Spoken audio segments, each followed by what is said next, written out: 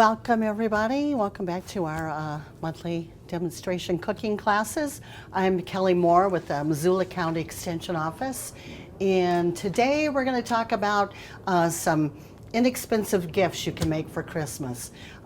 Especially something that comes from your kitchen is always appreciated, and it gives you something that you can serve in your own home as well. So we have three different things today. We are going to make a compound butter. Compound meaning we're just adding other things to the butter, so it gives it some flavor. We're also going to, I will talk about how I made graham crackers. It's a lengthy process, so, and I'll tell you what I learned from making those. Also, we're going to make some homemade marshmallows, so it's a lot easier than you think it might be, and they're a lot tastier too. So, we'll get started. One of the important things I learn every time I cook is about the importance of finding the correct ingredients and the right recipe. So a lot of my job is constantly looking up new recipes. I found some are very reliable, some are not, and we'll talk about that when we talk about graham crackers. The first thing I'm going to start with, though, will be the butter, okay? So I'm just going to use some regular butter. It doesn't matter if it's salted or unsalted. Sometimes unsalted is a good way to start. It lets the other flavors come out a little bit. And start with this bowl here. This is just, we're going to make what we have. You see, here's what we're going to make. Hello. Okay. So any kind of butter. I wouldn't suggest doing this with margarine, however. But butter is a good thing. We should always start with butter, right? So I'm just, it's softened already, which is the way you want it to be. So I'm just going to put that in the bowl. You could double it if you like and just, you know, have another stick of butter. I'm going to grab towels here. All right. So compound butter, really you can put a lot of things in there. It just depends. You want them to be compatible, however. So I'm going to use fresh herbs. If you have this from your garden, that's even better. But this time of year, it's kind of hard unless you grow them in the house. So we're going to use rosemary and thyme, and that is compatible too. We're also going to put a shallot. Now this is a much larger shallot than sometimes what I see, but I'll just use part of this and a little lemon juice, and what else? There's already salt in this butter. If this were unsalted, you might choose to add a little bit of salt to that. The recipes, again, I spend a lot of time looking for. I want to make sure you have some guidance there, and I use New York Times recipes a lot. They're pretty reliable, especially if I've tried them a couple of times. So that's the one we're going to follow today. I do have some copies for you to take home if you would like afterwards.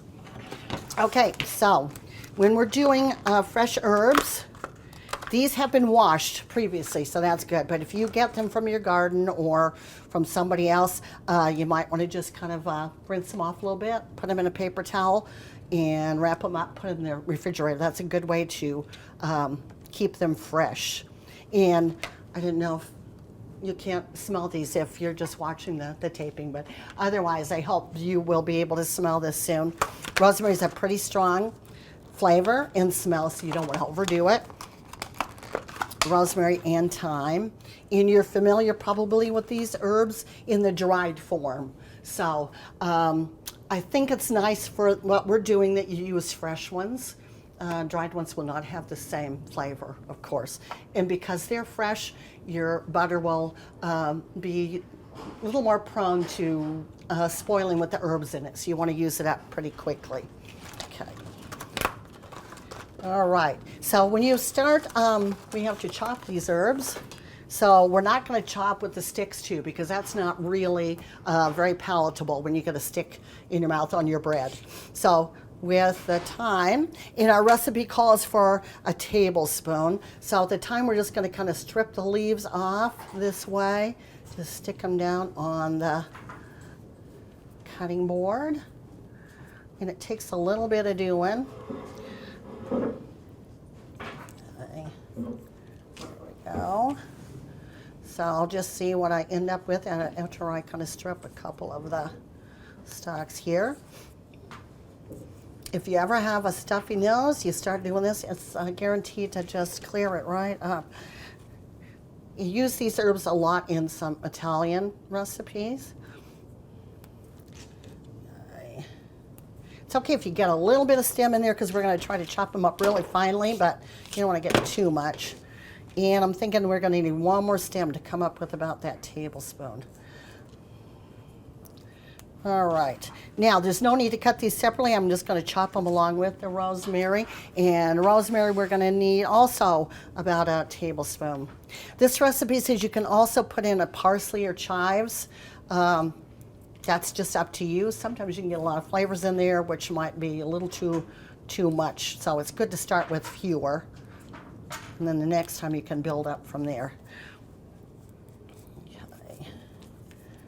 There we go. I think that'll probably make plenty. So I'm just going to chop those up pretty finely. You could put these in a food processor if you want them really small and uniform.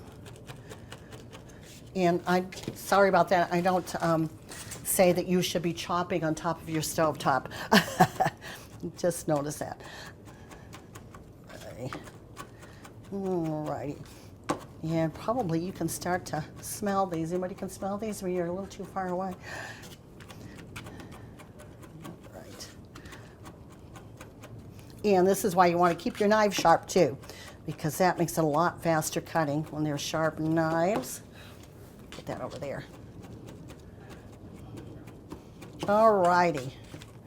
Those are pretty good right there. Okay, this recipe too calls for doing this a little separately. So taking a bowl and kind of mashing them up. Once you start kind of macerating a little bit, you start releasing all the smells and the flavors.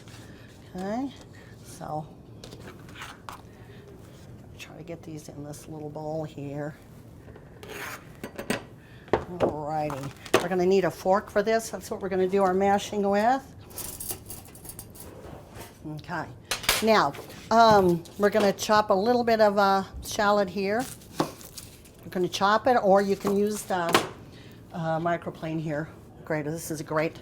That's one of the must-have things in your kitchen, I would say. Okay, this is going to be a pretty strong smell too. Shallots have a lot milder flavor than onions, so that's why it's nice to use those in certain recipes. You can also use garlic, but again, that's pretty strong flavor. Not everybody's happy for that in their butter. Okay. So. Here we go. And if it's not quite as small as you'd like, once you start chopping there, then we can just chop them this way too.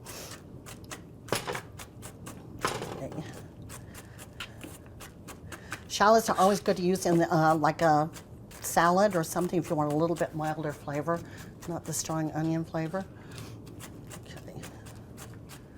Alrighty, I think we got enough for a tablespoon there. We're going to stick that in here. And as you remember, I always say I am not a neat and tidy cook, so I'm going to end up with stuff all over. Alrighty, so now we're going to have a little bit of lemon juice. And fresh squeeze is good in this recipe.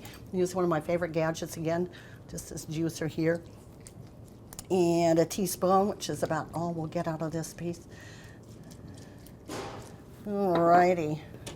And a little salt and pepper. Sometimes I don't put pepper in there until I just feel like it kind of overpowers other things. So, and I know my salt's here someplace. You could use a little white pepper in this, although that's a different flavor too. It's a little more citrusy, and that would be okay. Okay, 1/4 teaspoon. Probably best not to guess, but that's what I do. All right, so I'm just going to smash that together. There. Makes it a little softer too. I say you could do this in your food processor. It just wouldn't be as chunky. Okay. Alrighty. Okay, now we're just going to put that in our bowl here. it all in. And then we're just going to mash it together. Since this butter's soft, it'll be really fast and easy to do. Okay, after this, we're going to roll it up because you do want it to harden a little bit. So you're going to stick it back in the fridge for a while. Okay. But as you can see, it's really a nice color there, some nice contrast. And it's going to taste great. If you are meat person, then you can put a little bit of that butter on your steak or whatever. Makes a nice flavor. Certainly garlic bread is good. Okay, we're gonna, in order to get this rolled up into a nice log, I'm gonna use a little parchment paper. Wax paper would work as well.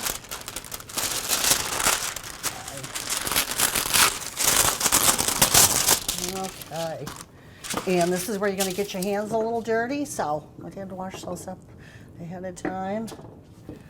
Okay. Now, you want to just kind of spread it out there, and then you're going to roll it in and make a nice log out of it. Okay. So I'll take the end of the parchment paper here. Okay.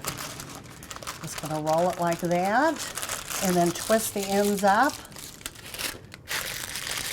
All right, you can either leave it in this if you're just going to use it for your own home purpose. But if you want to give it as a gift, I'd stick it in the fridge for like overnight.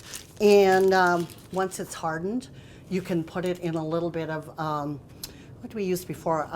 Some kind of a cheesecloth or a muslin kind of wrap, and put, decorate that or put a stamp on it or something, so it makes a really nice gift. Okay. You can do these a long time ahead of time.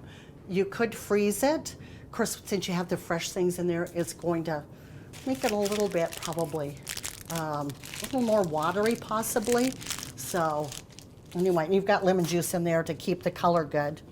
Okay, so that's one of our first ideas here for a gift.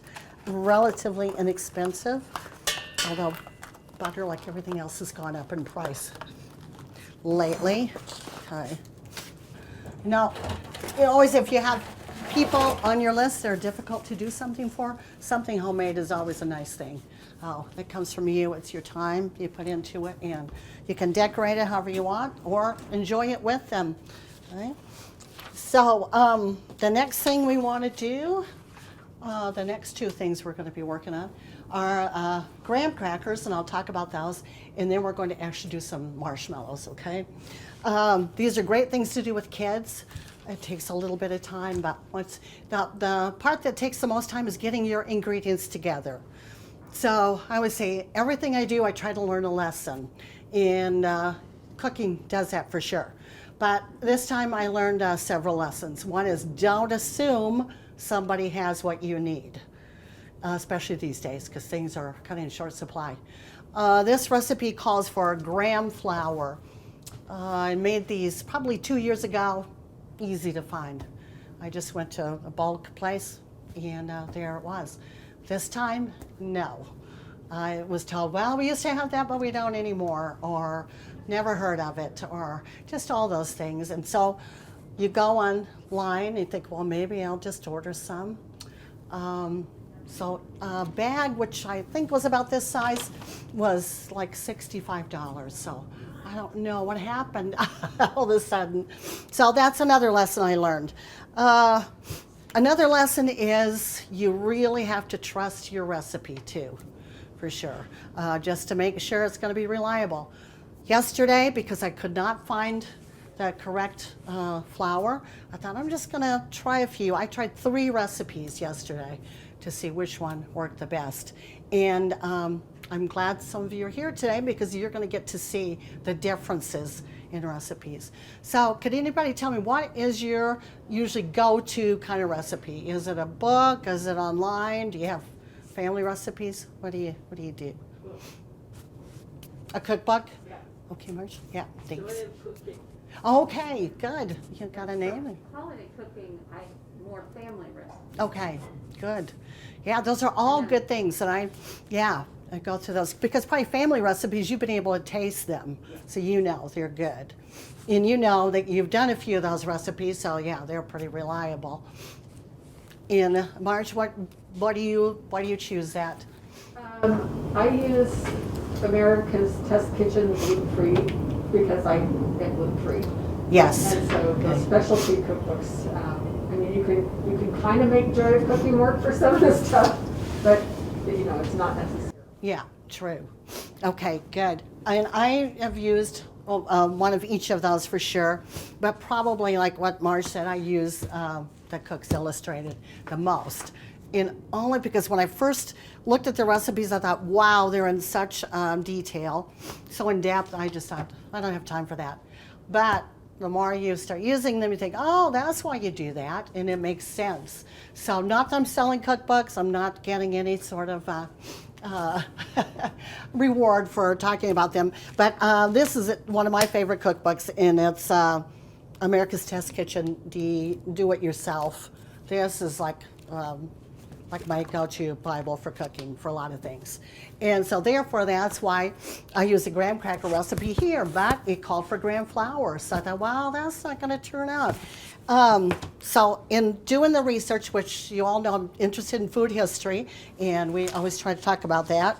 So I looked up and I thought, what is this thing about graham flour, and what if I can't find it? So graham flour is a type of whole wheat flour named after, anybody know? No, probably not. I didn't know this. A Presbyterian minister named Sylvester Graham, 1794 to 1851. And he was an early advocate of dietary reform. So that's interesting. So he felt like the graham flour was healthier for you because, he was looking more into whole grains, that sort of thing. So graham flour is made up of separately ground endosperm, which is finely ground, and that creates the white flour. The bran and the germ are ground coarsely. So the two parts are then mixed back together, and that creates a coarse textured flour that bakes and keeps well. So I thought, wow, that's very interesting, but I still can't find it. So now what do I do? And this, actually, I found this a little too late. It says if you put these three things together, you'll have a comparable product. So it's white flour, wheat bran, and wheat germ. So if you're interested in that, I'll make sure you get a copy of that. All right. So anyway, what I had found that I thought was going to be as close as I could get, and again, I'm not advocating this brand, whole wheat pastry flour, which is supposed to be a little bit better for baking, still did not come up with the kind of product I would be happy to serve you. But after 3 hours or 6 hours, and 3 recipes, I no longer could put any time into it. So anyway, I wanted to show you the differences that a recipe will make and the differences that the ingredients will make. And even, we know baking is an exact science, so you make sure you get the exact measurements. When we're cooking something else, it doesn't matter so much, but this one, it definitely does. We're also used to seeing graham crackers that look like this, right? Perfectly square. What else? You have all these holes in there, right where to break them. It's all perfect. And if you're making a s'more, you want to be even surfaces, right?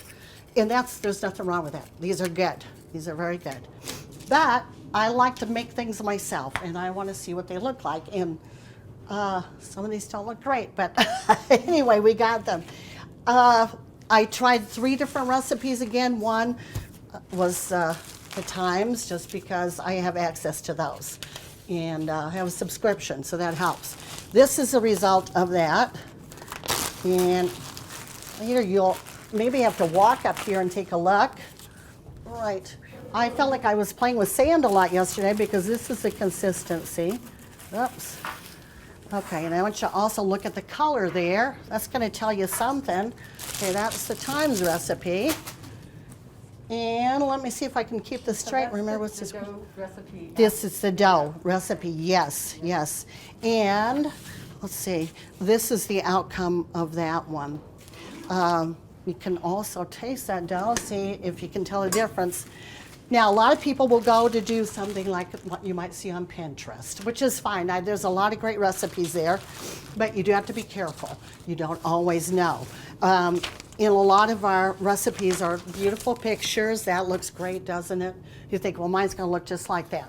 Well, not necessarily. So that's what, this is the Pinterest recipe.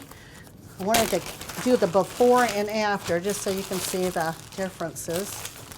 And maybe it will help you decide what ingredients are in these, because as many graham cracker recipes, there are as many ideas of what goes in a graham cracker too. This is delicious.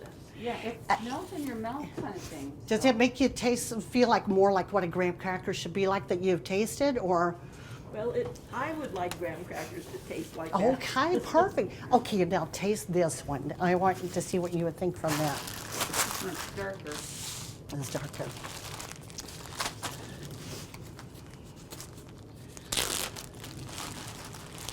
You tell me, what is that one have that the other one did not? Does it have like a molasses or something? Good job, yes, a molasses flavor. This also has a certain flavoring to it. Yeah. that- Yeah, Buttery, that one does not. I mean, I can really taste the butter in this one. Sure, sure.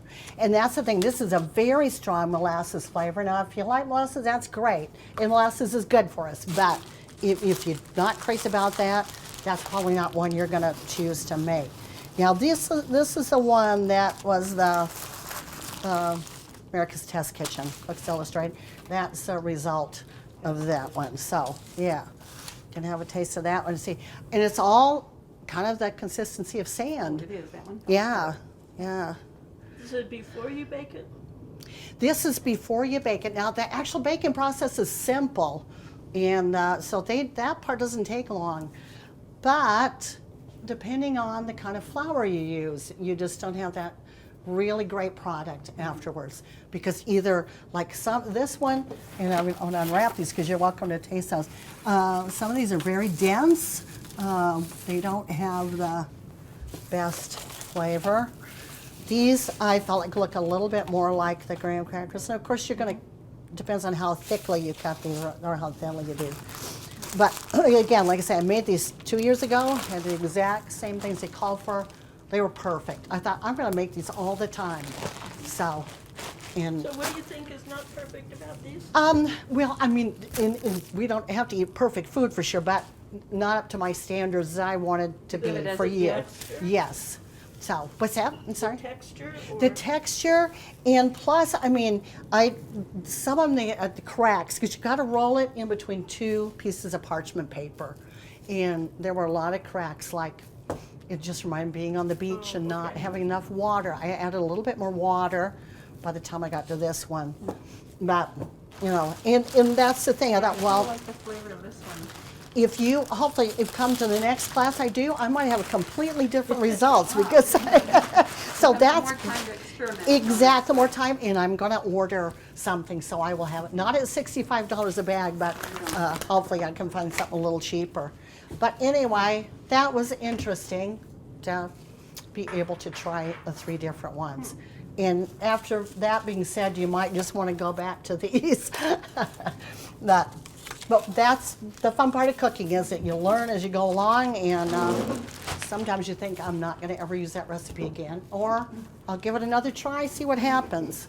So that's what I will do for next time, for sure. But yes, please come up and help yourselves to any of that. And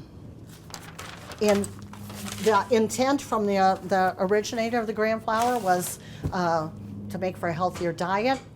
Those are certainly very dense, and I'm not sure if I would eat too many of those to make it not good for me. They all have sugar in them, for sure. But yeah, but the molasses is the sweetener for only one. The other 2 did not have that in there. Yes. They're also pretty sturdy, so you could make like a gingerbread. You could do that. That's true. That's a great idea. Glue those together.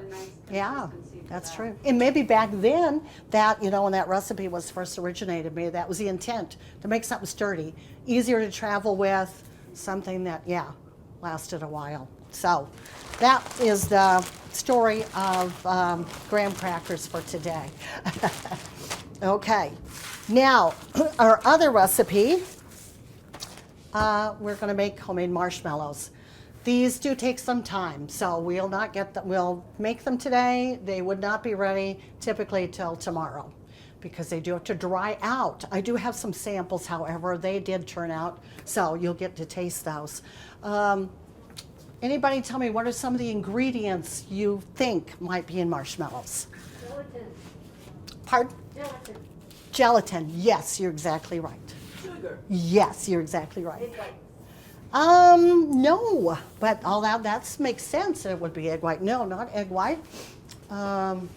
Basically, there's another, besides sugar, there's something else in there that you have to make them work.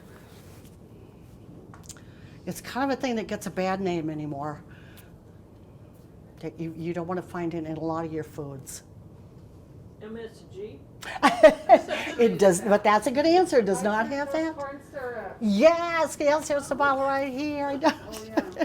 Yeah, and this is, and you know, again, it's like if you were to use this every day, then that would be a problem. It is sugar. Sugar is sugar, but you have to have it in this recipe to make it work. I don't think I've seen any recipe that does not have this, and you're not going to eat a lot of it anyway. So that has that. It has some real sugar, has a little powdered sugar, kind of on the side. And it has gelatin, like named March. We're probably a lot of us used to seeing a flavored gelatin, but you can make your own Jell-O. That's a brand name, Jell-O. Yeah, just out of just plain gelatin. So if you take fruit juice and add it to one of these packets and do the right thing, you're going to come out with probably a healthier substitute for Jell-O. So we're going to use 3 of these. Right. Actually, and it's always good to have this in your stockpile because this comes in really handy for a lot of different recipes. Okay, I guess, well, actually I only need 1.5. I'm going to half the recipe today because I want to have a good outcome, and it takes a long time when we do the full recipe. So I'll have that. It's just these basic ingredients: a little water, a little vanilla, and sugar, and that's about it. You need a couple of different pieces of equipment for this. Well, you're going to need a glass dish, unless you can line a pan with like aluminum foil or something and kind of butter it up a little bit so they'll come out easier. Because boy, those things are sticky, even when you're making them yourself. You need like a candy thermometer. Did anybody in here ever do candies? Are you kind of familiar with these? Okay. That means you just have to cook it to a certain stage. And a lot of people have made, I know, kind of a cooked frosting with the corn syrup and all that. But this you take kind of a little bit further. We're going to take it about 240 degrees, and that's called soft ball stage if you're ever making candy. If you go past that stage, then you're going to be in trouble because then you're making something a lot stiffer than marshmallows, and it will not be good to eat. All right. Move a lot of this stuff out of the way that we're not using anymore. Okay.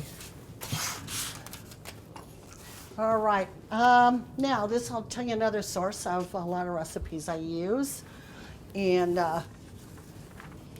this is Ina Garden. Is anybody familiar with her? Okay. I had a catering business for about 11 years, I guess. She kind of got to be my go-to for a lot of my favorite recipes. They were very reliable. And not to say that there are other good recipes. Again, the Cook's Illustrated Marshmallow recipe is very good too. It's interesting to read because they have very nice illustrations, tell you why you do everything. So for those of us who like to know, have a reason for things, and it's good.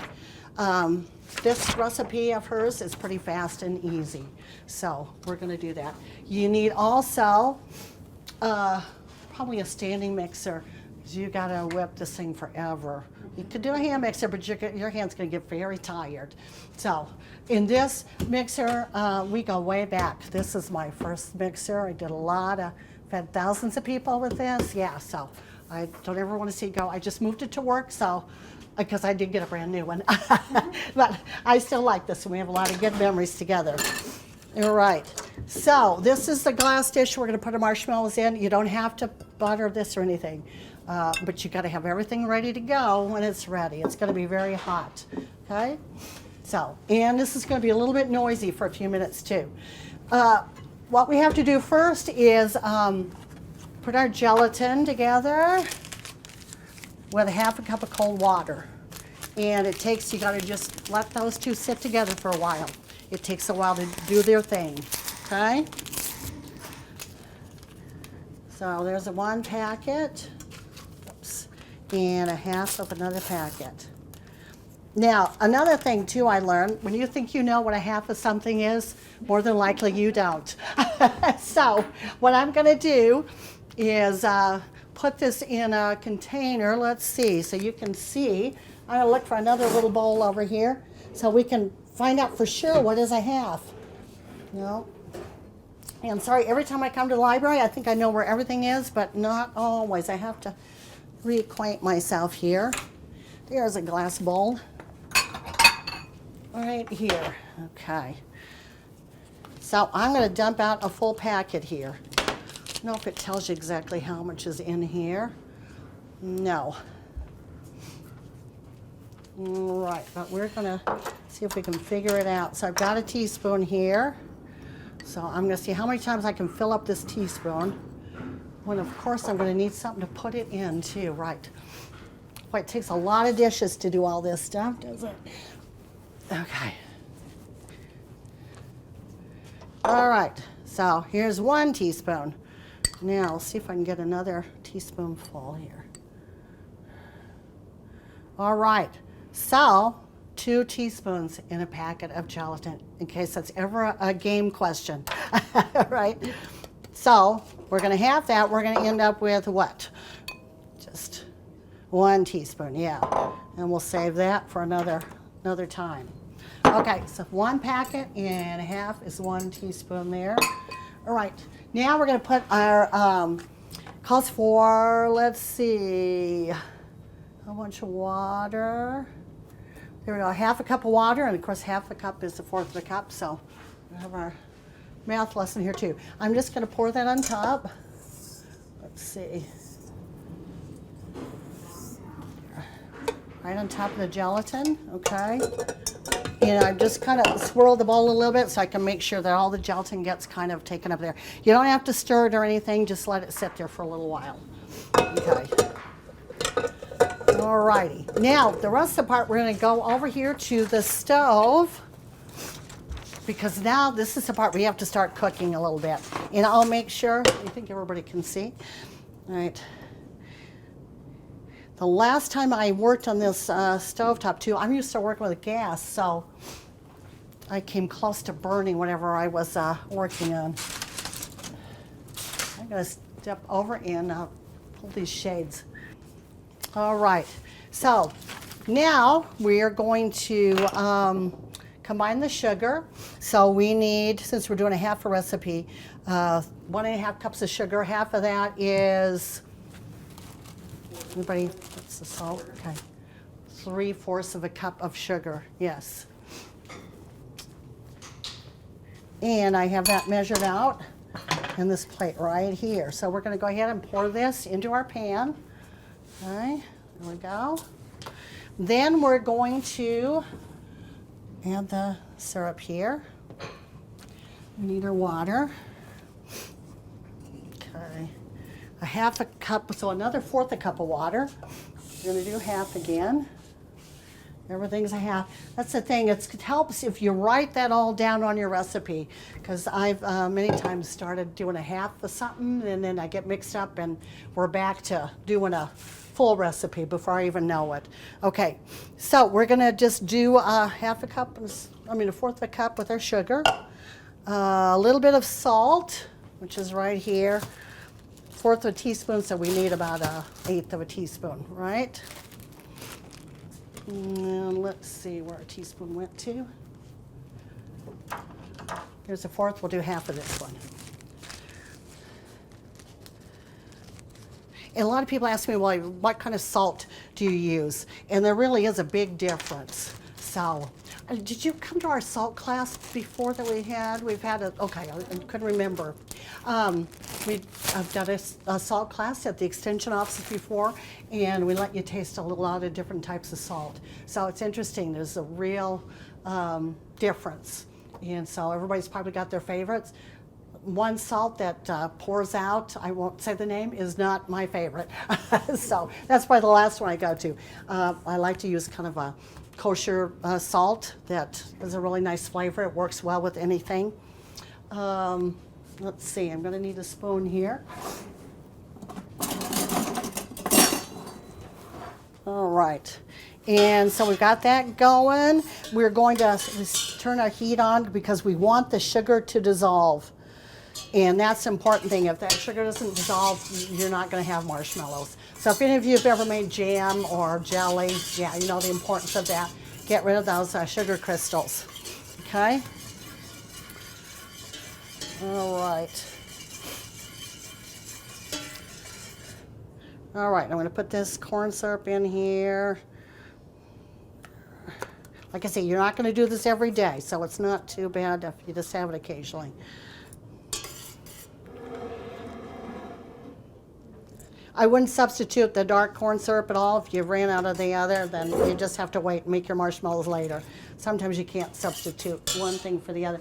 The dark corn syrup has a lot different flavor. It's a lot heavier.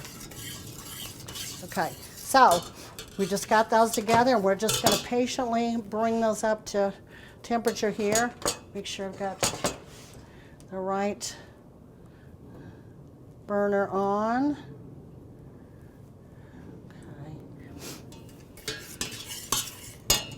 And I was just thinking, from last time, I think you might have to turn a switch on before the stove works. I just thought of that right this moment. So yeah, I don't think it's going to come on until I think it got turned on before someplace else. So let's see what we can do. Otherwise, we will not be able to make our marshmallows. Well, okay, well, while we're waiting to see about that, we're just going to make sure we got everything else that we need. The vanilla is going to go over here at the very last minute into our marshmallows when we're whipping it up. We're going to keep this right by us because when this gets to a certain temperature, and it takes a while, you'll see what it looks like when we get to that place. Okay, here we go. And then, let's see, that's our powdered sugar. We'll use that at the very end. So, thank you very much.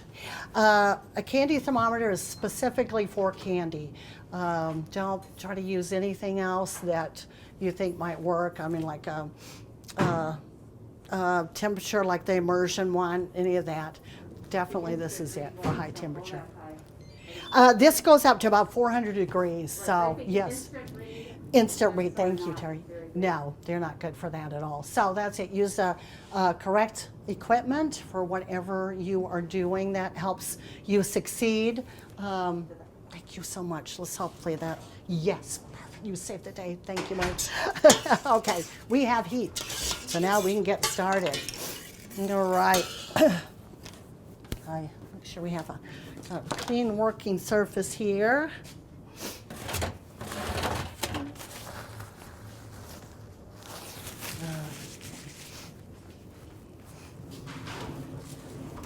And also, you want to have a pretty high heat, but not high.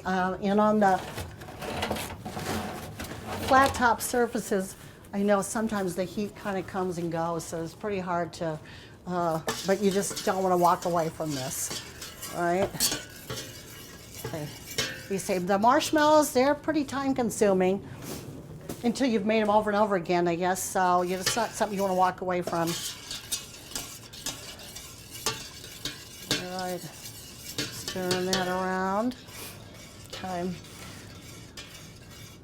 All right. In the meantime, too, we're going to take a little bit of powdered sugar and put it in our glass dish here.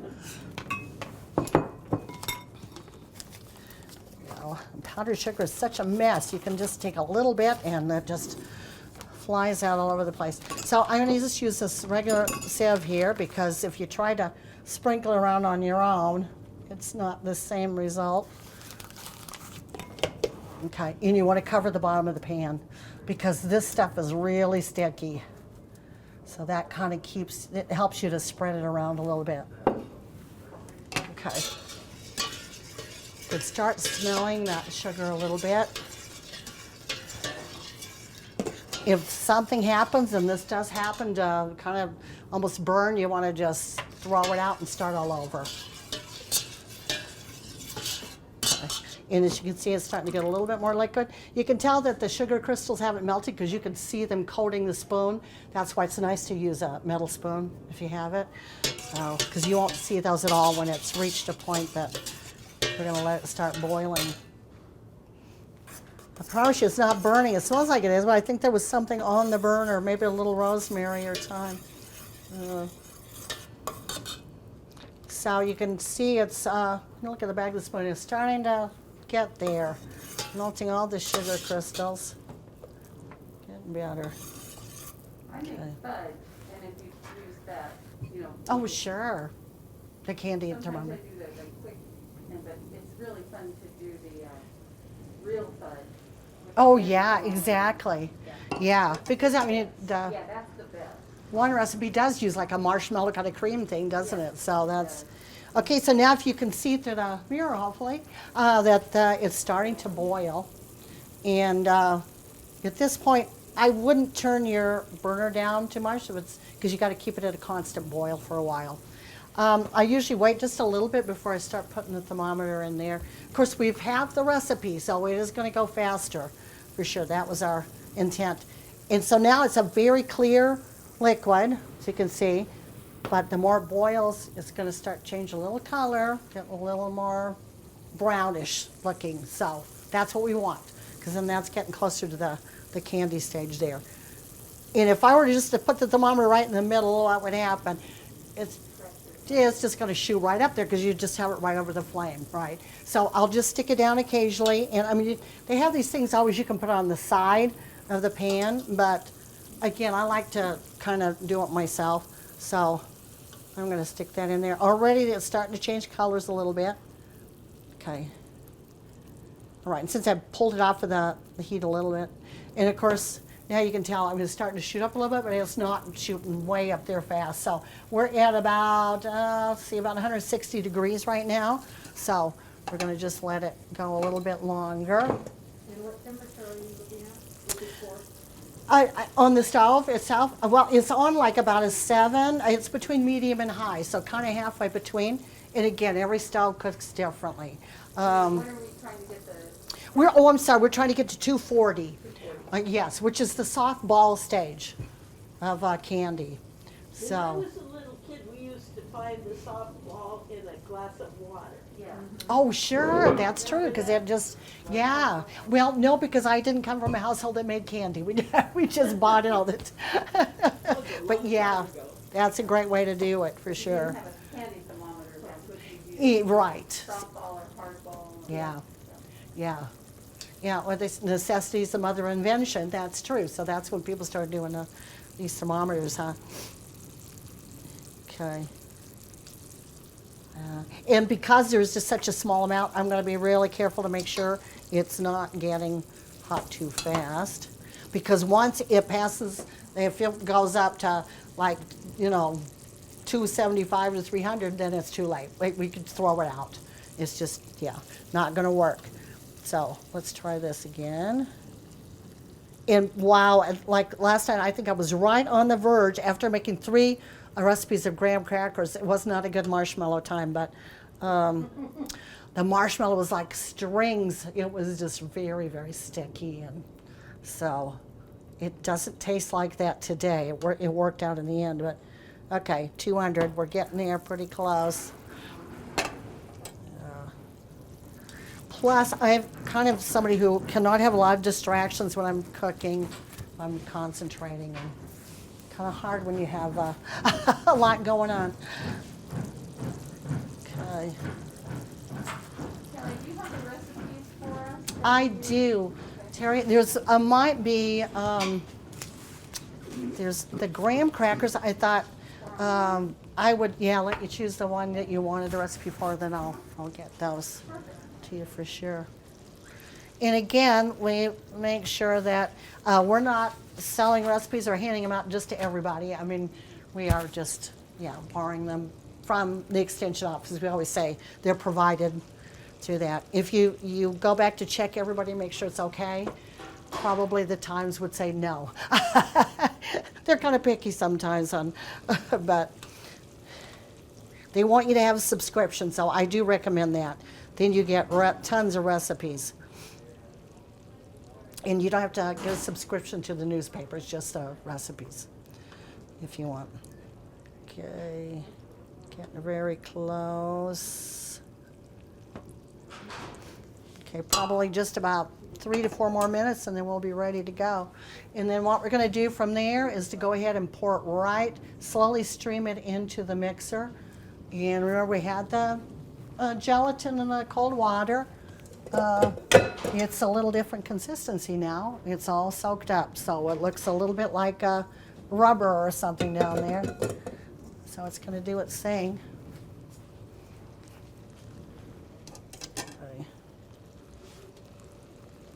And this too is becoming a little stickier looking, so that's how we know it's getting close. And it smells different.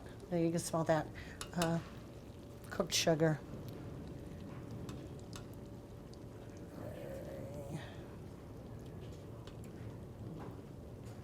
Okay. And plus you can tell from the thermometer. It is kind of a little more steady stream all the way down. So that's another good way to test.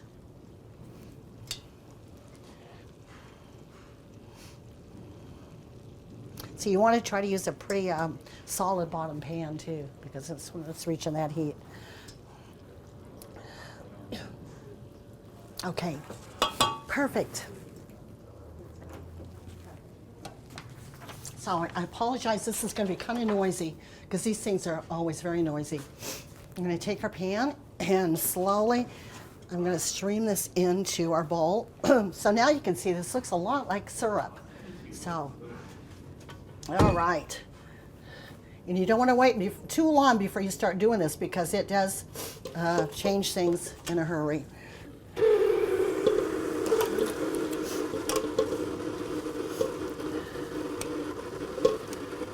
Make sure I put it all in there before I turn the mixer up to full speed.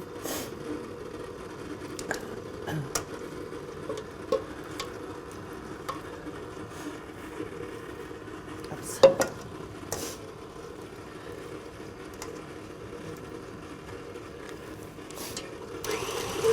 Okay. So I just started on low so it can kind of incorporate a little bit. Okay. And then slowly I'm going to just turn it up full speed. There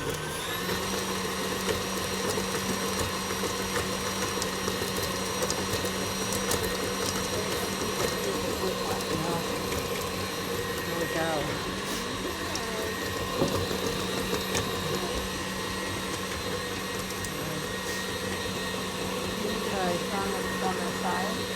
Okay. I think I'm not going to worry about it because sometimes it's too late already. Yeah. Yes, exactly. Okay. And that's going to take probably about 15 minutes. Okay. Yeah, I mean, it could have, just from getting it from there to here, because I think there's a piece in there we're going to have to get out. You have to be, again, so careful because it's already started to turn into candy. Use my spoon here to grab up that one shot just from sitting in the pan. This will be another lesson learned too from cooking on this kind of burner. It could have taken us back to the, I think we were just on the verge again of making it too much. It is very hard to regulate the induction burner like that because the heat fluctuates. So. In fact, if I were to do this all over again, I'd probably turn it a little bit lower than 7. Let it cook a little more slowly, yeah. until we reach the boiling point, and then just make it take a little bit longer.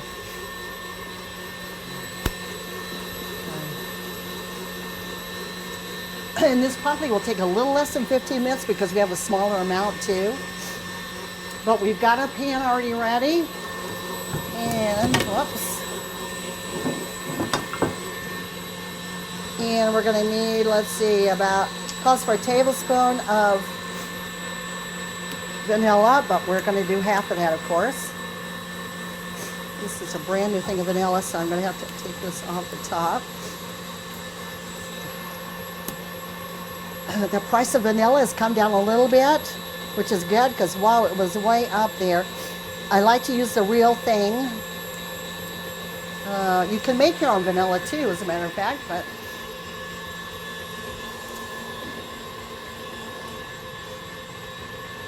okay.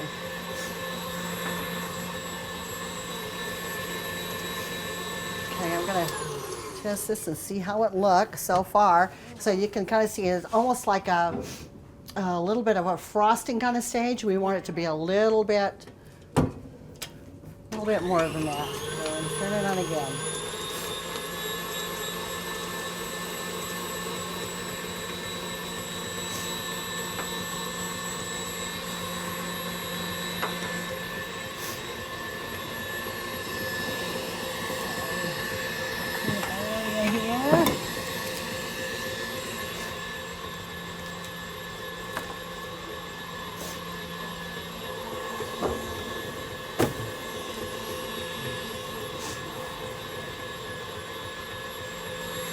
All right, now let's try again. Okay, that's about where we want it to be. And now we're gonna, well, we'll do one more quick whisk around after we put our vanilla in there. So, okay. Because marshmallows do taste like vanilla, don't they? So very important ingredient, you don't want to leave that out.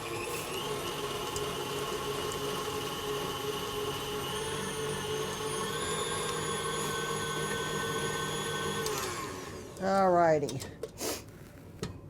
Now, here comes the fun part, to get it out of there. So we're gonna, yeah. So I'm gonna get my spatula again. Remember where I put that. Is it in the pan? It is in the pan. Let's hope it's not stuck in the pan. It is a little bit. Yeah, so that will tell you how sturdy candy is because, yeah, it was stuck. I'm going to go rinse this off or get a different spatula.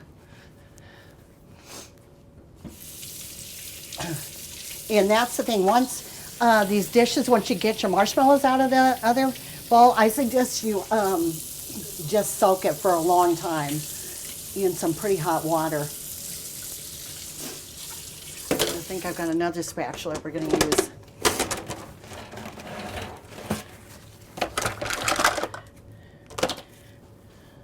Right.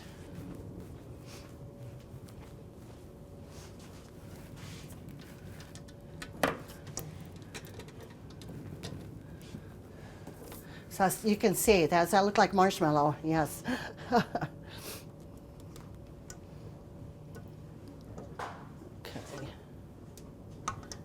And don't be alarmed if it's like this sticky right now because once it dries out, it will be a whole different product. But it is a mess at this point. And of course, if you buy commercial marshmallows, they've got all those stabilizers to put in there and any of that stuff. So things you can't pronounce. So it's kind of good to make your own so you know what's in there.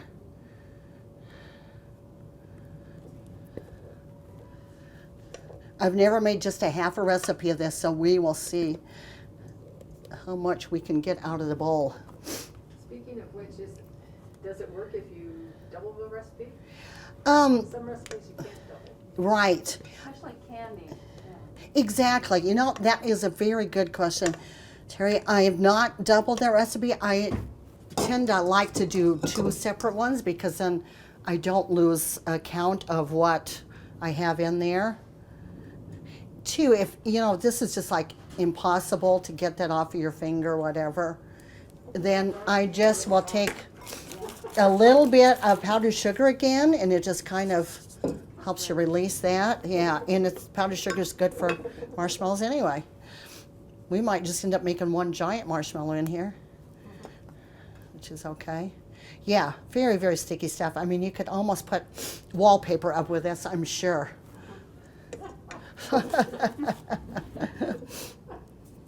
Okay, I'm just going to kind of form this one. Whoops.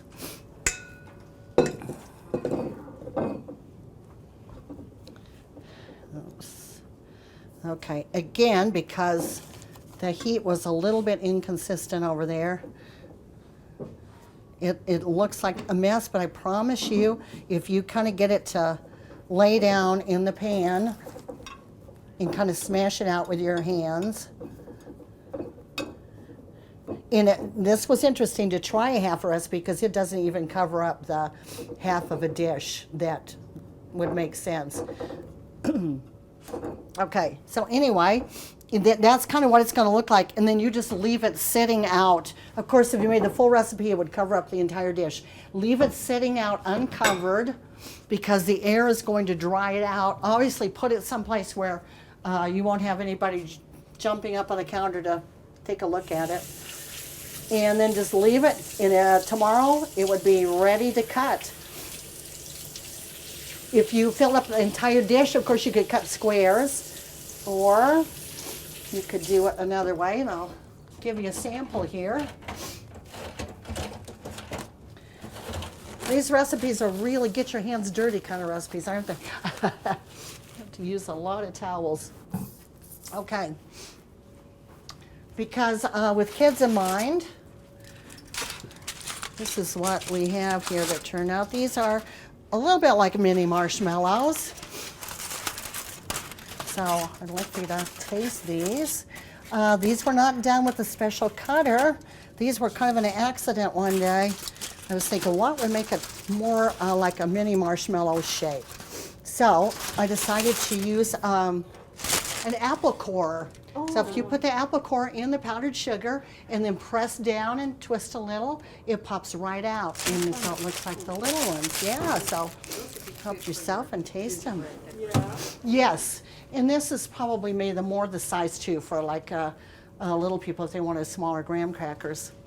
But so as messy as it is, hopefully the taste is worth it. The consistency is good. They taste delicious. Yeah, and again, And I don't like marshmallows. no, I'm not crazy about marshmallows either, but once I tasted these, I know you It does taste okay. But I like a marshmallow that I know exactly what's in there. I don't want a bunch of chemical stuff just to make it puffy or airy or whatever. So, yeah, that's, and again, there are lots of marshmallow recipes out there, so just find your favorite. But I just suggest you use research tested kind of one, which would be in Cooks Illustrated. Yeah. So that's what some good ideas hopefully for you to make at home. Yeah. And yeah, trial and error. Again, make these a little ahead of time before you have to give them out, so you'll know you can do all the troubleshooting. Just out of curiosity, Sure. how long will some fresh marshmallows keep? Well, usually What's people the eat best them way up to so store it? fast. That's why they won't Yeah. last. But after, they're pretty perishable. After so many days, they'll start to suffer from their quality. I mean, if you put them, you don't want to put them in an airtight bag because then they're going to get really sticky. So, yeah. Just eat them. Just eat them. I would loosely, if you're taking them somewhere, you can loosely cover them with a little saran wrap and then a little foil over the top, but they need to have some air for sure. Yeah. So,